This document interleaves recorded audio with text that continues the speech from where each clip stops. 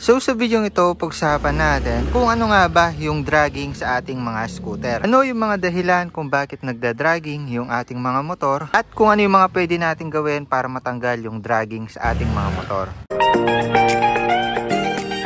So alam ko marami na sa inyo yung nakarinig ng word na dragging at common ito sa mga scooter. Ito po yung part kung saan kapag aandar na po tayo or galing tayo nakahinto, galing tayo ng mabagal, nagkakaroon ng matinding vibration or parang pag-uga sa ating mga motor kung kaya naman hindi siya komportable or maganda sa pakiramdam. So share ko lang yung experience ko about sa pagdadragging. So tayo 4 years na po tayo nag-i-scooter at ilang beses ko lang po naramdaman yung dragging dahil nasusolusyon na naman po natin siya agad. At bilang may knowledge naman po sa CVT, alam po natin yung mga dapat palitan, dapat ayusin. Kung kaya naman yun po yung i-share natin sa video na ito. So medyo common po yung pagdadragging sa mga scooter dahil naka-CVT po ito at wala po itong kadena. Kaya naman po yung ating CVT lang yung pwede nating sisihin kung bakit nagdadragging yung ating mga motor. So para ma-gets nyo yung concept ng pagdadragging, buksan po natin itong ating CVT cover. Gamit lang po tayo ng 8mm socket wrench para sa lahat ng bolts na nakapaikot dito kasama na tong nasa gitna.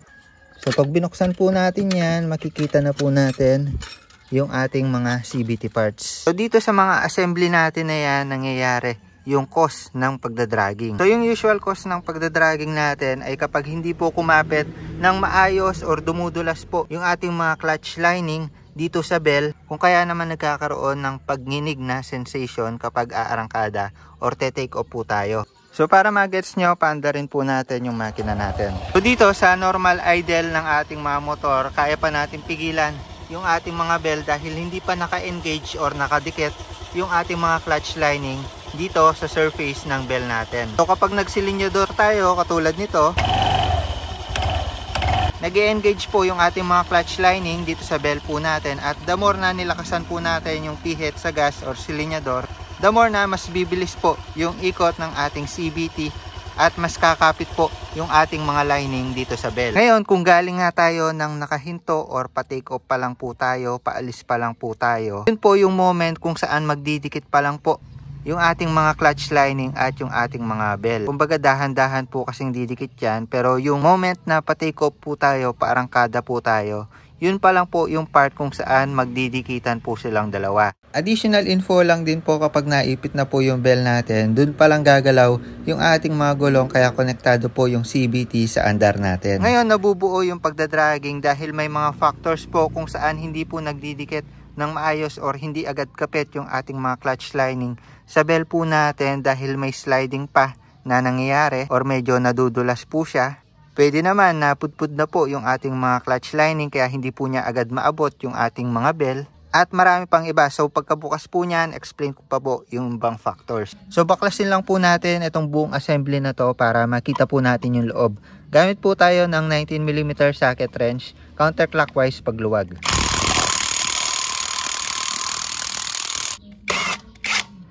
Kung napansin nyo, habang ginagamitan natin ng impact wrench itong ating mga bell, may mga nahulog po na mga powder na parang mga alikabok po dyan or parang abo, which is nanggaling dito. So buksan pa natin para makita natin. So ito po yung tinutukoy po natin na bell dito sa ating mga CVT. Kung makikita nyo, may mga powder po na naipon dito, yung iba nalaglag na po. Isa sa mga factor kung bakit nag-sliding or dumudulas po yung ating mga clutch lining, which is ito, grupo po sila ng mga clutch lining, tatlo po yan. Yan po yung dumidikit sa bell natin. Nagkakaroon po ng pagdulas dahil sa mga powder na yan, sa mga dumi, alikabok na naipon sa katagalan ng paggamit natin ng motor. Siyempre, kung papagitna yung mga dumi na yan dito sa pagitan ng ating mga bell at iipitin yan ng ating mga lining, magkakaroon muna ng pagdulas kung kaya naman parang nagkakaroon ng buwelo yung ating mga CVT sa take-off at yun na nga po yung tinatawag na dragging sa ating mga motor. So kung kaya naman sa iba, linis lang ng CVT, natatanggal na po yung pagdragging ng kanilang mga motor. Pero paano naman po yung mga case na nagpalinis na po ng CVT pero nandyan pa rin po yung dragging sa kanilang mga motor, hindi pa rin po nawawala. So para sagutin yan, baklasin pa po natin itong isang part para matanggal po natin yung dalawang assembly natin. So para dito sa pulley assembly natin, gamit tayo ng 22mm socket wrench. By the way, kung wala kayong mga tools, may video tutorial po tayo ng paglilinis, pagdiskarte, sa pagbaklas ng CVT, nandito po yung video na yon. So baklasin lang muna natin itong drive face natin. Iyan. At tanggalin po natin itong torque drive assembly po natin. So dito sa torque assembly, makikita po natin yung ating mga clutch lining at saka yung torque drive po natin. May spring po dyan. Baklasin pa po natin yan para makita po natin yung loob. So gagamit po tayo dito ng 41mm na adapter para magkasya po dito sa pinaka-nut na yan. Pero may diskarte po tayo dyan. Kung wala kayong tools, nandito nga po yung video. Ito, makikita na po natin yung clutch lining assembly. So baklasin pa po natin itong part na to. Tanggalin lang natin yung tatlong circlip. Para matanggal tong cover, pukpukin lang po natin dito sa likod na part. So pagkatanggal po nitong cover natin, may makita po tayong mga spring na naka-attach sa bawat clutch lining po natin. At ito pong mga spring na yan ay tinatawag na clutch spring. So ito pong mga clutch spring na to yung nag-ensure or naninigurado na nakasara palagi yung ating mga clutch lining at hindi po nakadikit agad sa ating mga bell.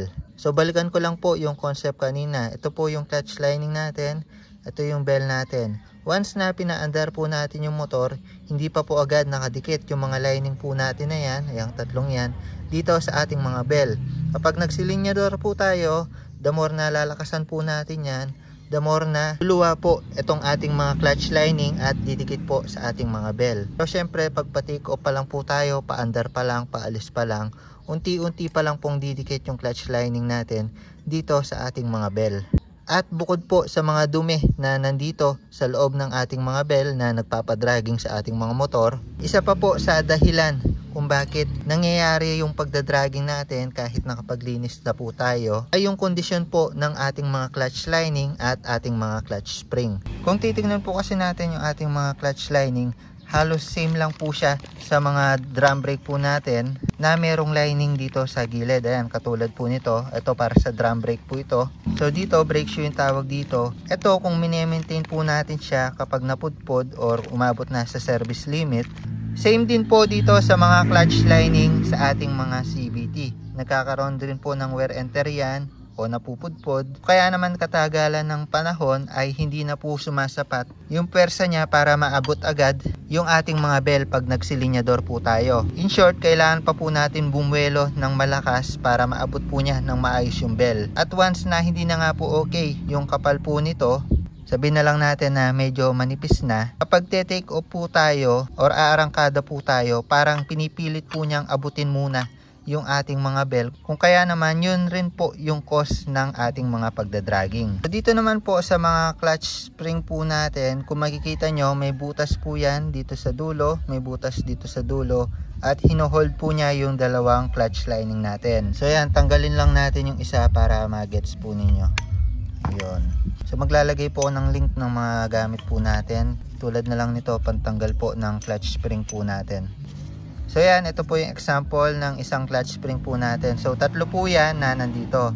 Kung titignan po natin yung mga butas, dahil paulit-ulit din pong bumubuka itong mga clutch lining po natin at sumasara, at itong mga clutch spring yung nag-hold or mahawak sa kanila, nagkakaroon rin po ng wear and tear dito sa part na to na butas. Also pati dito sa kabila, kung makikita nyo naman, nagkakaroon ng parang sugat na rin, hindi na siya masyadong bilog. Ayan, may parang nauukit na rin. The moment na nagkaroon na po ng mga ganyan, ay parang humihina na rin po yung mga spring natin dahil hindi na po sapat yung paghila niya sa pagitan ng dalawang clutch lining po natin. Kumbaga parang humina yung kapit niya, humina yung hila niya dahil nagkaroon nga po ng parang sugat dito sa mga butas po natin dahil sa paggamit natin ng motor. Nagkaroon ng additional space ito at hihina na po yung pagluwag at pagsara nito. Kumbaga dahil sa mga sugat na to, hindi na po nakakabuka ng todo itong ating mga clutch lining. Itong mga clutch spring natin, matagal naman po ito humina or hindi naman po agad siya lumalambot. at nasa rated RPM pa rin naman po, or in short, hindi naman po bumababa agad yung rated RPM nya, which is 800. Alam ko sa stock 800 RPM, kasi kung malalaman nyo, may iba't ibang rated na RPM yung mga clutch spring po natin. May 900, 1000, 1200. Yung 800 po yung pinakamalambot na clutch spring para sa CVT. So dahil dito sa mga sugat na yan dito sa butas at sa pagkapudpod ng ating mga clutch lining, pwede po siyang mag-cause ng pagdadragging sa ating mga CVT or sa ating mga motor. So dahil yung video na ito about sa pagma-maintenance ng CVT, tayo dito ipapakita ko sa inyo yung bago para ma-maintain po natin siya at maganda po ulit. Kumbaga maibalik po natin yung dating performance ng ating mga motor or ng ating CVT. Titignan po natin yung ating mga bagong lining katulad po niyan, which is genuine na Honda. Ito po yung packaging niyan. Maglalagay po ng link ng mga nabili po nating pyesa. Malayo na po siya dito sa pinakakapal ng ating lumang clutch lining. Ayan, no? Ito po yung luma, ito po yung bago. Mas makapal po siya. So the moment na nagsilinyador po tayo, hindi po siya agad mahihirapan na kumapit sa bell dahil malapit na lang po yung clearance po niya. Kumbaga, kapit agad po siya pag nagsilinyador po tayo, walang way para mag-dragging. Also, pag bumili po tayo ng bagong clutch lining, syempre, yung mga butas po niyan is buo pa po. Kung makikita nyo dito, buo pa po yan. Pati dito sa kabila, buo. So, syempre, 3 set po yan.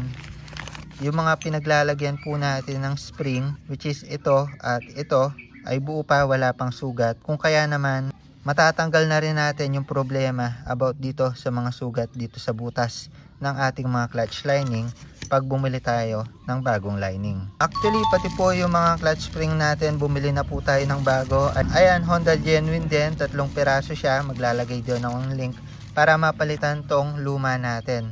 So syempre kahit papano nabawasan na rin ng konti yung rated RPM na to. Sabihin na lang natin 780, mga ganon. Di natin alam. Pero syempre the more na nagamit po siya, the more na humihina po siya. Papalit po natin itong bago mamaya. So yun lang naman po para dito sa ating clutch assembly. Palit tayo ng clutch lining dahil yung mga yan po nagkukos ng dragging. So pagkatapos po dun sa clutch assembly natin, punta naman po tayo dito sa torque assembly. Ito pong clutch lining natin, by the way, nakapatong po yan dito sa part na to. So yung pinagpapatungan po niya ay itong spring na to at tinatawag po itong center spring. Ito rin madalas yung pinapalitan ng iba kapag nagkakaroon ng dragging yung kanilang mga motor. Actually, depende po yan sa sitwasyon. Yung rated RPM po kasi ng stock na center spring po natin, ito depende sa mga motor, pero usually 800 RPM. Ngayon, recommended lang po itong palitan ng mas mataas na RPM kung medyo mabigat yung rider o OBR o yung loads na sasakay sa motor natin. Pero kung katamtaman lang naman ng mga tap or katamtaman na weight lang, no need na po na palitan itong ating mga center spring. Pero katagalan, lumalambot din po ito dahil sa paggamit. Pero hindi po actually solusyon yung pagtataas ng RPM ng center spring para mawala po yung dragging sa motor. So tayo, bumili rin pala tayo by the way ng bagong center spring natin. Stock pa rin po ito. Honda rin po siya at magpapalit tayo dahil syempre katagalan ng panahon nga humihina ito. So itong mga spring po natin, kagaya nitong center spring at saka yung clutch spring po natin, tumatagal naman po yan. Kahit 50k odo kaya pong umabot niyan. Choice na lang po natin kung magpapalit po tayo ng bago or mas mataas na RPM. Dito naman sa male and female torque drive po natin, actually natatanggal pa po ito. Ikutin lang po natin itong pinaka base. At yan, makikita po natin yung ating mga grasa na parang medyo natunaw na. So dito, para i-maintenance lang po ito, kailangan lang po natin linisan at palitan or i-regrease para nang sa gayon maganda po ulit yung friction or maganda po ulit yung pagdulas or pagdikit nitong ating mga torque drive, female and male torque drive. Ngayon mamaya i-disassemble lang po natin yan at lilinisan at i-regress. So part pa rin po yan ng CVT maintenance. Ayan, by the way, kung makikita nyo dito, ang dumi oh. Ang dami ring naipong dumi, ayan oh. So bukod dito sa mga assembly natin na to, minsan yung cause ng dragging is nagmumula din dito or dahil din dito sa part na to, itong ating mga pulley. Kung papansin niyo kasi kung aalugin po natin ito, itong backplate po natin, tinatawag na backplate. Ayan, may konting pag-alug po tayo nagagawa sa paggalaw po nitong backplate po natin. Yung standard po kasi nito ay dapat nakastack lang siya or hindi po masyadong magalaw para po hindi magkaroon ng vibration dito na nagiging cause ng dragging din. Kumbaga pag high RPM na tayo, gigil na yung makina po natin, medyo gumagalaw na po yan sa loob at hindi po nagiging stable yung pag-ikot ng belt natin at saka yung mga lining po natin. Kaya yon, nagiging cause din po ito ng vibration tsaka dragging. So dito po kasi sa dulo or sa mga sulok nitong ating backplate, may makikita po tayong slider piece. So itong slider piece na to dapat intact po siya dito sa ating mga backplate at dapat masikip po siya dito sa pinakabakal ng ating mga pulley. Pero dahil nga sa katagalan ng panahon or sa paggamit natin ng motor, nagkakaroon ng vibration dyan na nagkokos na unti-unti lumuluwag po yung mga slider piece dito. So kailangan lang natin gawin is palitan po yan ng bago para hindi po siya umaalog dito sa pulley na nagiging cause din ng vibration ng dragging sa motor po natin. So syempre may binili po tayong bagong slider piece dyan, pang click 150 din. So papalitan po natin yung luma po nating slider piece. So dito naman sa part na to ng pulley natin, ayan kung makikita nyo, napakaraming dumi. Nandito sa loob yung mga bola po natin or tinatawag na fly ball. Usually 6 po yung mga fly ball na nasa loob niyan at gumagalaw po yan kapag tumataas yung RPM. Umaangat po yan at tinutulak niya po yung ating mga backplate. So dito naman sa part na to, katagalan din nagkakaroon ng kanto yung ating mga bola. Pero by the way, may solusyon tayo para maiwasan yung magkakanto yung ating mga bola. Pwede nyong lihain yung part na to ng inyong mga backplate kasi dyan minsan tumatama yung bola natin kaya nagkakakanto. Ito, nakaliha na to. Ayan, ito. Kung kaya naman, wala na masyadong kanto yung bola po natin. Meron siguro pa konti-konti pero hindi yung totally kanto na talagang halata. Pero dito, yung kailangan po nating i-maintenance dito, ayun, una, kailangan natin siyang linisin. Kasi minsan, kapag sobrang dumi na, hindi na po nakakaangat ng maayos yung mga flyball natin, dumudulas na rin. Hirap umangat dahil dyan sa mga dumi na yan. Madulas yan eh. Kumbaga, pinong alikabok yan eh. Parang charcoal nga yung dating dyan, kaya madulas po siya eh. Hirap pong umangat yung ating mga bola. So yun, kasama po ito sa mini maintenance, nililinis. Pagdating naman sa flyball, kapag medyo maluwag na yung loob na part niya dito sa labas, may mga ganong case kasi parang maluwag na yung plastic part dito sa parang bakal na part. Kung kaya naman hindi na rin okay yon, palitin na rin. Actually yung bola natin wala pa naman masyadong kanto, pero katagalan ng panahon kasi napupudpod yung mga flyball natin, lalo na kung hindi naman genuine yung nilagay natin. Kaya naman minsan yung mga powder na yan galing yan dito sa mga bola po natin. 14 grams po ito by the way at parang numipis na nga po siya. Kung kaya naman papalitan po natin siya ng bagong flyball. Yung papalit po natin sa kanya, JVT flyball 14 grams. Pang PCX siya pero sakto rin po siya sa mga pang click, pang ADB 150, 160 ganon. So ito 14 grams din yung ipapalit po natin sa kanya. Ito quality naman po ito, JVT. Halos same lang ng quality sa mga stock or sa mga genuine na flyball. So pagkatapos dito sa pulley assembly natin, punta na tayo dito sa belt po natin, which is siya po yung nagdudugtong ating mga pulley assembly at sa ating mga torque drive assembly. Kumbaga ito yung nagiging connector nila. So dahil walang kadena yung mga scooter, ito yung nagsisilbing kadena ng ating mga scooter. By the way, may video po dito kung paano nyo maintindihan yung paggalaw or yung baho ng bawat pyesa ng CVT natin. Mas maintindihan nyo dito sa video na to. About naman dito sa belt, dahil maintenance yung tinutukoy natin, kailangan din natin siyang palitan kapag umabot na yung time or nakita na po natin yung mga cracks na katulad nito. Meron po tayong video about sa different cracks ng ating mga belt. Nandito rin po yung video na yan. Lagay ko na lang po yung mga link dito sa description ng mga video. Pero ito po, 22,000 kilometers odo. Kung makikita nyo yung cracks niya, napakalaki na po. Palitin na po yan. Nire-recommend po dun sa manual po natin na 24,000 kilometers odo. Palit na po tayo ng belt. Pero para sa akin, 20k odo, 22, mga ganon. Basta wag na lalagpas ng 23, ganon. Delikado na po yan kasi danas ko po yan kay pindot natin. Nasa 24 na po siya. malapit na po siyang maputol. Yung cracks po niya meron dito sa taas, tas meron pa po dito. Actually ito meron rin po siyang cracks sa taas, ayan, maliliit-liit pa lang. Pero yun, kung gusto natin ng peace of mind sa kalsada at ayaw po natin maputulan ng belt, bili na po tayo or palitan na po natin yan ng bago sa 20,000 kilometers odo. Ngayon, yung tanong, nagkukos ba ng vibration or dragging yung mga belt po natin? So actually, itong mga belt po kasi natin is iniipit po siya dito side by side ng ating mga torque drive, male and female, tsaka ng ating mga pulley. Tsaka kasama na rin yung ating mga drive piece. So napapagitnaan po yung mga side na to, nagkakaroon po ng pressure dito. Kaya naman katagalan, numinipis po yung ating mga belt at may service limit din po ito. Pero ako, yung pinakabasehan ko is yung mga cracks po talaga. Kasi kasabay po ng pagkakaroon ng malalaking cracks is yung pagpudpud po niya dito sa gilid. Ngayon, dahil napupudpud po siya dito sa gilid at napipipi, nagkakaroon ng pressure, nagkakaroon din po ng epekto sa pag-ikot po niya dito sa ating mga torque drive, sa mga assembly po natin. Dahil iba na po yung pagkaipit nito kumpara nung makapal pa po siya or bago pa po siya. Kung kaya naman, yung power na naibibigay or yung transfer ng RPM ay hindi na po kaparehas nung una. Kung kaya naman magpapalit po tayo ng bagong belt, ito genuine na genuine, wala pa pong mga cracks po yan. Bagong bago, maglalagay din po ng link po niyan. Malayo po siya dito sa itsura ng luma na meron na pong mga cracks katulad po niyan.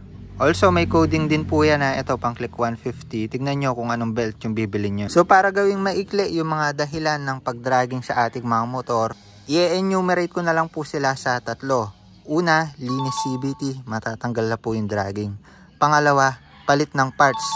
So, yung mga parts na binanggit ko sa inyo kanina, gagawin ko na pong in general yung mga parts na yon para sa pangalawang dahilan. So, kailangan po natin i-check yung mga parts na kailangan na talagang palitan para nang sa gayon, hindi po sila mag-cause ng dragging. Tapos, yung pangatlo naman po is insufficient power. So, under sa insufficient power po ng ating mga motor is yung pagkapudpud ng belt. So, dahil nga napudpud na ito sa gilid, katagalan, hindi na po sapat or okay yung power niya or same yung RPM niya katulad nung bago pa po siya. Also, nagiging mapagpag din po yung ating mga belt sa ating mga CVT, kaya nagkukos ng pagninig at vibration, kaya nagkukos ng pagninig at dragging sa ating mga motor, yung ating mga belt. Under sa insufficient power is kapag wala sa tamang RPM or sa tamang idle yung ating mga motor. So, di ko lang alam kung ako lang yung nakaka-experience nito, pero may isang araw na may dragging yung aking mga motor, pero sumunod na araw wala na po siyang dragging. Napainit na po natin yung ating mga motor. Naging stable na po siya or nawala na po talaga yung dragging nito. Kapag po kasi masyadong mababa yung menor ng ating mga motor at nag-throttle po tayo, mahina po yung power niya, insufficient po yung power niya. Kung kaya naman kahit bago po yung ating mga lining or maintain po yung ating mga CVT ay kumakadyut-kadyut po or hindi po okay yung friction ng clutch lining po natin sa ating mga belt. Kumbaga kapag masyadong mababa yung menor or idle ng ating mga motor, hirap pong umangat itong ating mga clutch lining. Sabay ko na po doon sa pangatlo, yung insufficient power ay kapag mabigat yung angkas po natin or mabigat po yung loads ng motor po natin. So nagmumukhang insufficient yung power ng ating mga motor dahil mabigat po yung dinadala po niya at nahihirapan po yung ating mga lining na umipit po sa ating mga belt. Kumbaga same concept lang din po yun, nahihirapan yung lining natin na bumuka dahil tinataasan na po natin yung RPM natin pero mabagal pa rin po yung pagbuka dahil nga mabigat po yung karga po natin, yung OBR po natin, or kung may dala-dala man po tayong mabigat, halimbawa na lang pinashashopee po natin yan, may mga parcel, sobrang bigat na po kaya hirap po yung ating mga motor na umandar, nagkakaroon po ng dragging. Isingit ko na rin po, same concept po yan kapag paakyat yung kalsada or masyadong matarik yung dinadaanan po natin, nagkakaroon ng insufficient power dahil nagre-require po yung motor natin ng mataas na RPM para dumikit po yung lining sa belt. Actually, dun sa case naman po na yon, pwede na po natin timplahin yung ating mga bola, depende sa angkas po natin, sa kalsadang tinatahak po natin.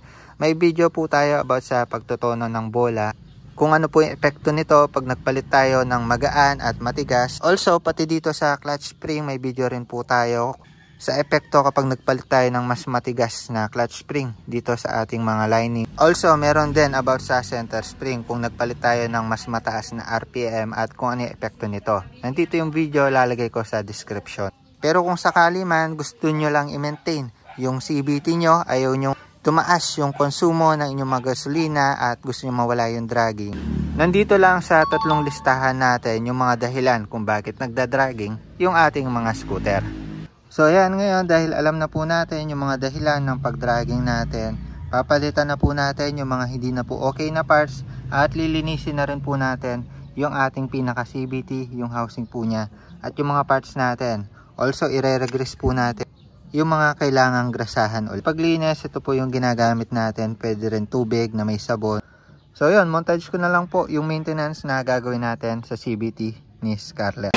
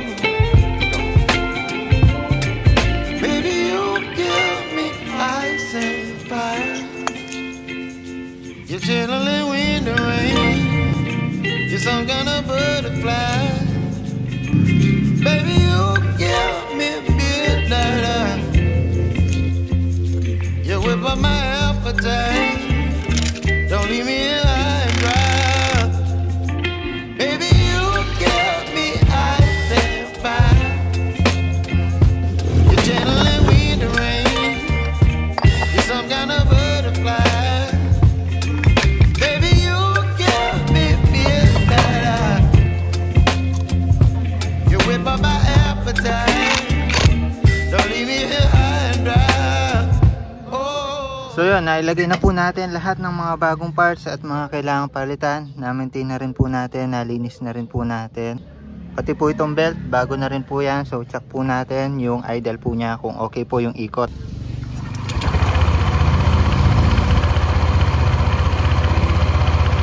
Yun, ganda rin ang play ng belt natin.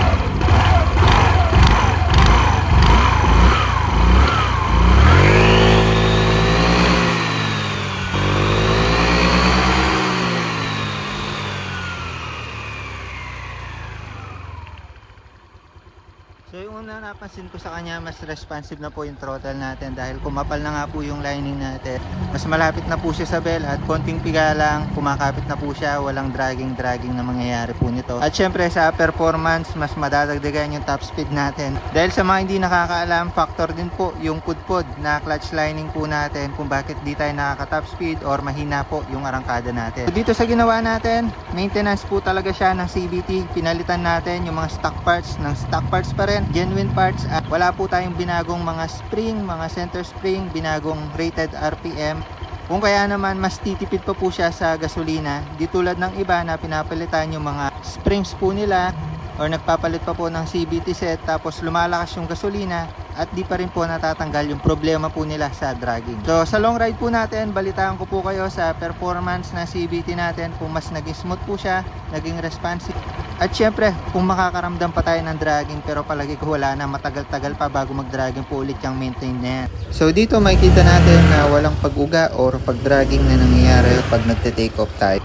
So yun lang muna para sa video na ito. The more click, the more you know, mga dahilan ng pagdadragging sa ating mga motor at kung paano matatanggal ito. Bye bye.